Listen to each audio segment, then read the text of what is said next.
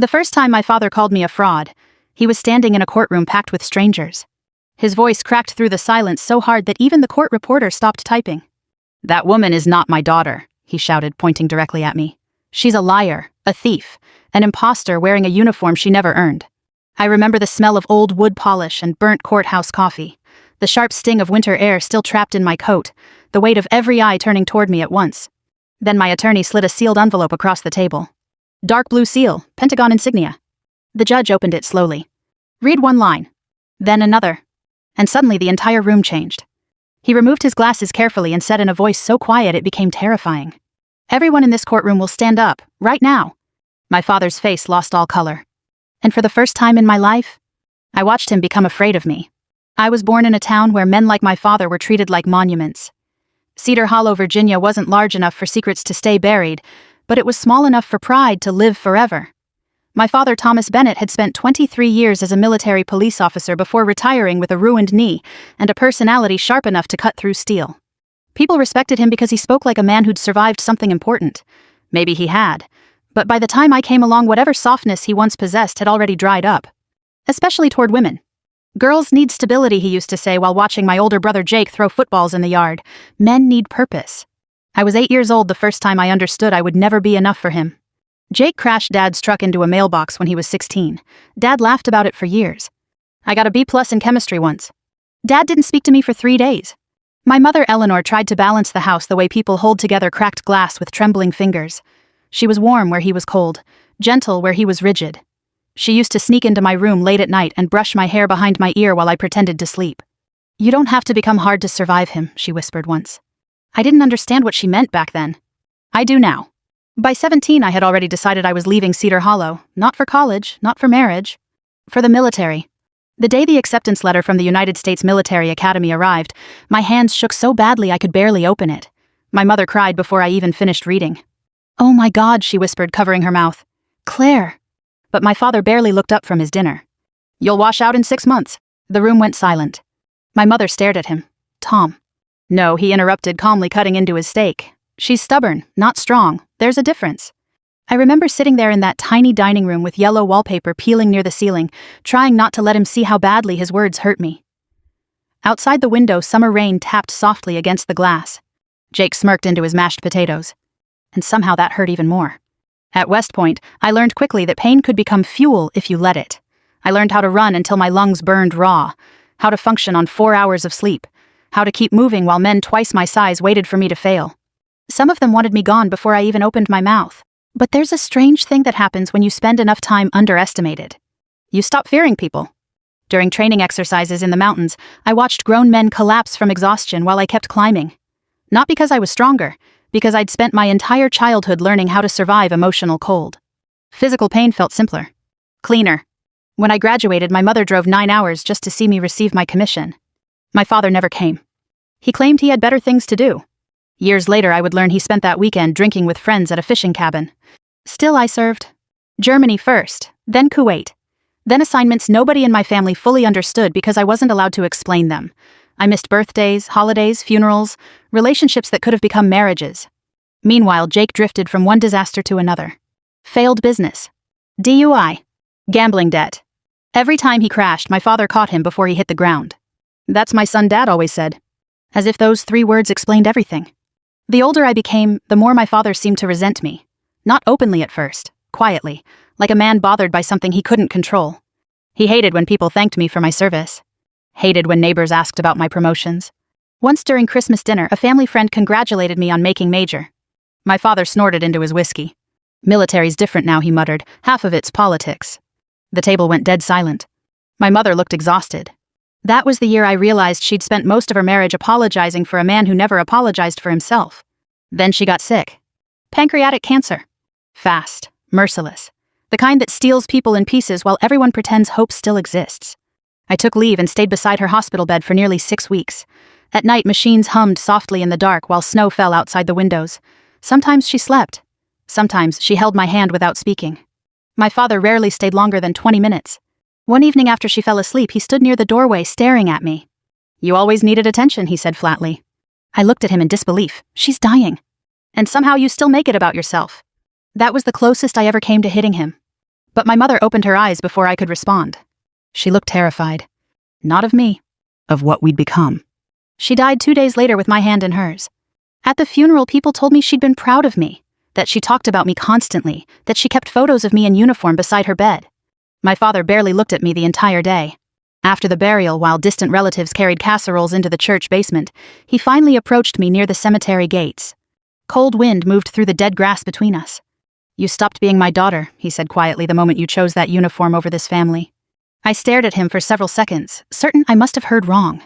Then he walked away. Just like that. 3 weeks later, I received the court summons. I was standing in my kitchen in Arlington when I opened it. Rain hammered against the windows while my coffee grew cold beside the sink. I read the first page once, then twice, then a third time because my brain refused to accept the words. Thomas Bennett was suing me for my mother's house, her savings, and nearly every asset she'd left behind. But it was the final sentence that hollowed out my chest. Claim filed under disputed paternity. According to my father. I wasn't his daughter at all. I didn't sleep the night I received the lawsuit. I sat alone in my kitchen while rain slid down the windows in silver streaks. The papers spread across the table like evidence from someone else's life. Every few minutes I reread the same sentence, hoping it would somehow rearrange itself into something less cruel. Disputed paternity. My father wasn't just trying to take my mother's estate. He was trying to erase me from the family completely. Around 3 in the morning I finally called Jake. I don't know why. Maybe some foolish part of me still believed blood meant something. He answered on the 4th ring, sounding irritated. What? You knew about this. Silence. Then a sigh. Dad's doing what he has to do. I gripped the edge of the counter. He's claiming Mom cheated on him. So. The word hit me harder than shouting would have. So I repeated. Claire, come on. Everybody knows you were always her favorite. Dad's sick of it. He deserves the house.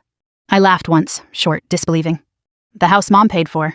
You were never around, he snapped suddenly. You don't know what things were like after you left. After I left. As if joining the military had been abandonment instead of survival. You gambled away your own money, I said quietly. Now you want hers too. His breathing changed. That told me everything. You think you're better than us because you wear a uniform, he muttered. No, I answered. I think Mom deserved better than this. He hung up. I stood there listening to the deadline for several seconds before lowering the phone slowly. Outside, thunder rolled across the Virginia sky. And for the first time in years, I cried for my mother instead of missing her. The lawsuit spread through Cedar Hollow faster than wildfire through dry grass. By the end of the week, former neighbors had already chosen sides. Some called quietly to offer sympathy. Others avoided me entirely. Then the local paper published the story. Decorated female officer accused in family fraud case. I stared at the article during lunch break inside the Pentagon cafeteria, unable to finish eating. Around me, conversations blended into meaningless noise. Trays clattered, coffee machines hissed. Somewhere nearby, a television played muted news coverage. My phone buzzed constantly. Old classmates, distant cousins, reporters. One message simply read, "Is it true your real father was another soldier?" I deleted it immediately. But humiliation has a way of settling into the body physically. It changes how you walk into rooms, how long you hold eye contact. Even at work, I began noticing subtle shifts in people's behavior. Questions lingered longer. Conversations stopped when I entered elevators. No one directly accused me of lying about my service, but suspicion moves quietly before it speaks aloud. And because much of my record remained classified, I couldn't defend myself fully. That was the cruel brilliance of what my father had done. He understood just enough about military confidentiality to weaponize it. 3 days later, I drove back to Cedar Hollow to meet with the attorney recommended by an old colonel friend of mine. Her office sat above a hardware store on Main Street. The brass plaque outside the stairwell read, Evelyn Brooks, attorney at law. Inside smelled like old books and peppermint tea. Evelyn herself looked to be somewhere in her late 60s with silver hair pinned neatly behind her head and eyes sharp enough to cut through concrete. She didn't waste time with sympathy. That man's dangerous, she said after reviewing the lawsuit. He's my father. No, she corrected calmly. He's your opposing counsel's client. Learn the difference quickly. I almost smiled. Almost. For 2 hours, she reviewed documents while I explained family history piece by piece. Occasionally, she'd pause to underline something or scribble notes into the margins. Finally, she leaned back in her chair. Your father's story has holes. What kind of holes? The kind that make judges angry. She slid a document toward me. A photocopy of my birth certificate.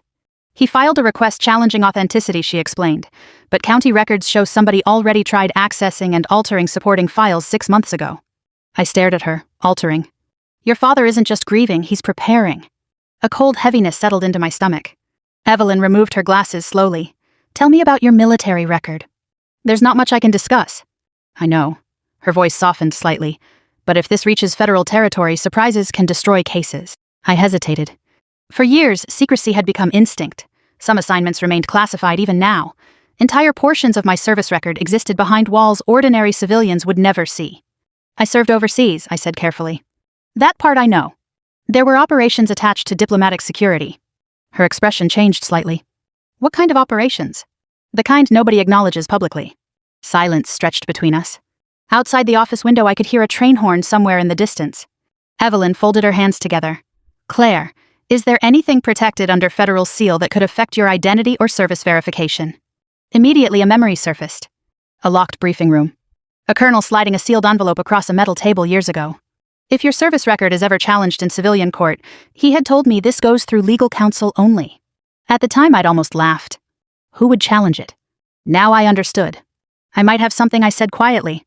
Evelyn's eyes narrowed. Might. I was instructed never to open it unless absolutely necessary. Would this qualify as absolutely necessary? I thought about my father standing in court calling me a fraud. About my mother dying while he accused me of selfishness. About the headlines. The whispers. The humiliation. Yes, I answered. That evening I drove to a secure storage facility outside Alexandria. The sky hung low and gray above the highway, heavy with incoming snow. Traffic lights reflected across wet pavement like broken ribbons of color. The storage locker itself was small, metal walls, fluorescent lighting, cold enough to see my breath. At the very back sat an old military footlocker covered in scratches from deployments overseas. For a moment I simply stared at it. So many years of my life lived inside silence. I unlocked it carefully. Inside were photographs, commendations, old uniforms, and beneath them a flat black document case. My pulse quickened immediately. The seal was still intact. Dark blue wax embossed with the Department of Defense insignia. Across the front stamped in red. Authorized only by federal order. My fingers hovered over it without touching. Suddenly the room felt much smaller. I remembered the night I received it. The colonel's expression. The warning in his voice. Some documents protect information. Others protect people. I picked up the envelope slowly. And for the first time since the lawsuit began, I realized my father had absolutely no idea what he had started. The courthouse in Fairfax smelled like wet wool, burnt coffee, and old paper. By the time Evelyn and I arrived for the preliminary hearing, reporters had already gathered outside the entrance beneath a line of gray winter clouds. Camera shutters clicked the second I stepped out of the car. Major Bennett, is your military record fabricated? Did your mother hide your real father? Are federal investigators involved? Evelyn placed one steady hand against my elbow and guided me forward without slowing down. Eyes ahead, she murmured. Inside the courthouse buzzed with quiet excitement. Small-town scandals rarely collided with military secrecy, and people could sense something ugly unfolding. I saw strangers whispering before I even reached the courtroom doors. Then I saw my father. Thomas Bennett stood near the front row in a dark suit that suddenly looked too large for him. Age had hardened him over the past few years. His shoulders seemed narrower now, but his eyes still carried the same cold certainty I remembered from childhood. Jake stood beside him, avoiding my gaze. For one brief second I almost walked over there. Not to argue, to beg. Some wounded part of me still wanted my father to look ashamed, to pull me aside and admit he'd gone too far, to tell everyone this had been a mistake born from grief. Instead, he looked at me the way people look at enemies before battle. Like someone preparing to win. You ready? Evelyn asked quietly. No. That's honest, she replied. Good. Honest people survive cross-examination better. We entered the courtroom. The hearing itself began with procedural arguments, but underneath every legal phrase sat something deeply personal and poisonous. Opposing counsel painted me carefully, layer by layer, into someone unrecognizable. A manipulative daughter, a woman who abandoned her family, a military officer with suspiciously incomplete records. At one point, the attorney, a polished man named Richard Vance, held up copies of my service history. Your Honor, he said smoothly. Significant portions of Major Bennett's alleged military accomplishments cannot be independently verified. Alleged. The word echoed through the room. I felt heat crawl slowly up my neck. Evelyn remained calm beside me, occasionally making notes while Vance continued. We are simply asking whether the defendant has exaggerated or falsified elements of her identity for financial gain. Financial gain. As though 20 years of military service had been some elaborate inheritance scam. The judge, Harold Whitmore, listened carefully without revealing much emotion. He was older, probably late 70s, with the kind of face that looked carved from stone. The only thing soft about him were his eyes, and even those looked tired. When court recessed for lunch, I escaped into the hallway near the vending machines, needing air that didn't feel poisoned by accusation. That's where my father found me. You should settle, he said. I turned slowly. What, you heard me? He spoke quietly, almost casually, as if discussing weather instead of dismantling my life. Give Jake the house. Walk away clean. I stared at him in disbelief. You're doing all this for money, for family. You accused Mom of cheating on you. His jaw tightened. That woman poisoned this family against me for years. The way he said that woman instead of your mother made something inside me finally crack. She loved you, I whispered. No, he snapped. She pitied me. For a moment I saw it. Not anger, humiliation. The deep, rotten kind men carry when they spend their lives fearing they were never respected in the first place. My father leaned closer. You think those medals made you important? He asked quietly. You're still just a girl who ran away. I should have responded. Instead, I noticed his hands trembling, not from age, from desperation. And suddenly I understood something terrifying. This lawsuit wasn't only about greed. It was about punishment. He needed to destroy me because my existence reminded him of everything he failed to become. Back inside the courtroom, Evelyn began dismantling pieces of the case methodically. She presented banking records showing Jake's debts, mortgage documents proving my mother paid for most of the family home herself, evidence that my father had attempted to access restricted county files months before filing suit. The judge's expression darkened gradually. Then Vance made a mistake. We intend to call witnesses who can testify the defendant frequently exaggerated military accomplishments impossible to verify. Evelyn stood immediately, impossible for whom Vance hesitated. She walked slowly toward the evidence table. Your Honor, opposing counsel continues implying absence of public records equals absence of service. Because there are no complete records available, Vance replied sharply. Evelyn turned toward him fully, or because some records are protected. The room became still. Vance scoffed lightly. Protected from a probate court. Evelyn didn't answer right away. Instead, she looked toward me. That look said one thing clearly. Now. My pulse began pounding hard enough to hurt. Slowly, I reached into my briefcase and removed the sealed black document case. The moment it touched the table, Evelyn's expression changed. Even she hadn't expected it to look so official. Several people leaned forward in the gallery.